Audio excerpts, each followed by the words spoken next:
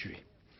Chronique judiciaire, suite et fin pour ce soir avec un supplément d'enquête ordonné par la justice dans l'affaire Seznec, un dossier ouvert il y a maintenant 70 ans. Explication Marie Burco. J'ai l'impression d'aller à une loterie. Ça va être oui ou non. Alors j'ai peur. C'était un peu le rendez-vous de sa vie, cette étape qui permettrait plus tard d'innocenter son grand-père. Alors ce matin, Denis Seznec avait le visage de l'angoisse.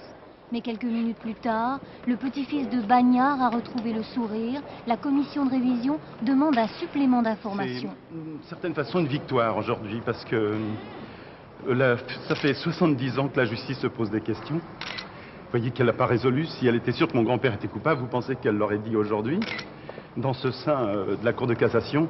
Je crois qu'aujourd'hui c'est vraiment, c'est peut-être pas le grand jour encore, hein, mais c'est quand même pas mal. Hein. Car aujourd'hui, les magistrats doutent. Et si en 1924, les jurés s'étaient trompés? Et si cet homme était allé au bagne pour rien?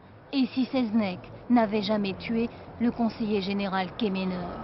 70 ans après les faits, les experts vont donc réétudier ces papiers jaunis, cette fausse promesse de vente que Seznec aurait fabriquée pour s'approprier la maison de Kemener.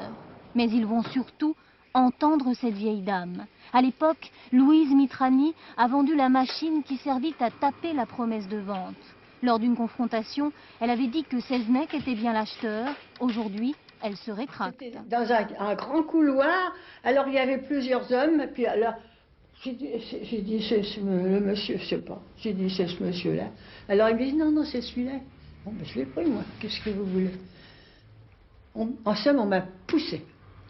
Parce que ce qu'il faut admettre, on m'a poussé. Les experts ont un an pour remettre leur rapport. 70 ans après les faits, il faut encore attendre.